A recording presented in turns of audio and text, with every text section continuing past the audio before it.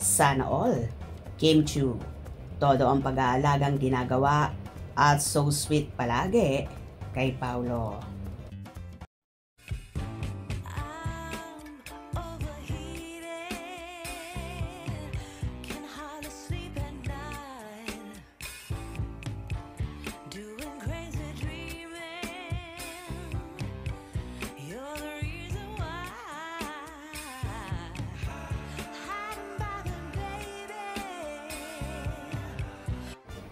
Mukhang inaaraw-araw ni Kim Chiu ang pag-aalaga kay Paolo Avellino, lalo na sa pagkain ng kanyang nasabing jowa.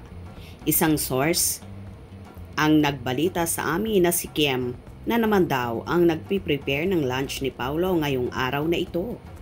Kitang-kita raw ng ilan sa location shoot ng serye nilang The Alibay ang personal na paghahanda ni Kim sa pagkain ni Paolo.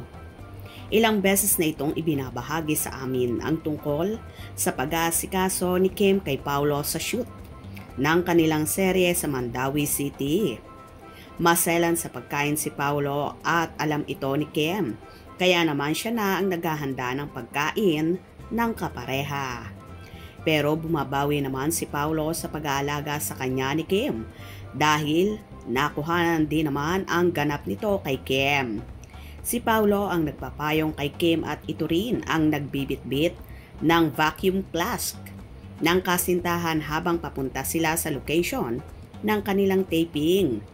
Hindi na mapipigilan ng Dreamscape Entertainment ang mga mero na iwasan o huwag mag-post ng ganap ng Kim Pao sa shoot. Kaliwat kanan na ang balita at pagkalat ng mga behind the scenes ni Kim at Paolo.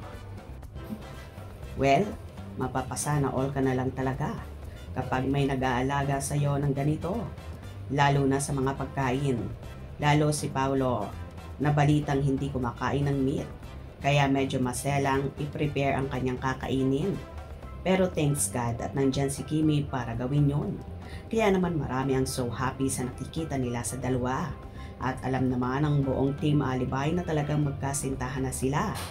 Hindi na yun bago sa kanila ang mga nakikita nilang sweetness ng Kim Pao at kung paano nila inaalagaan ang isa't isa on and off cam. Hais, kailan kaya aamin ang Kim Pao sa publiko para sa kanilang natatanging relasyon. Anyway, marami namang Kim Pao Ladya ang panatag at so happy sa nakikita sa Kim Pao na kahit wala pang pag-amin sa publiko ay masaya na rin sila. Ang importante daw ay nakikita nila na very comfortable, contented sila sa isa't isa. At nakikita din daw nila na mahal ni Kim at Paolo ang isa't isa. Kaya hayaan na lang natin sila sa setup na ganun at hayaan na lang natin kung ano ang mga sinasabi ng mga bashers. Basta nagkakaigi at nagkakaintindihan ang Kim Pao sa kanilang ginagawa, sapat na yon sa kanilang solid supporters. Hope you enjoyed. Please subscribe for more info.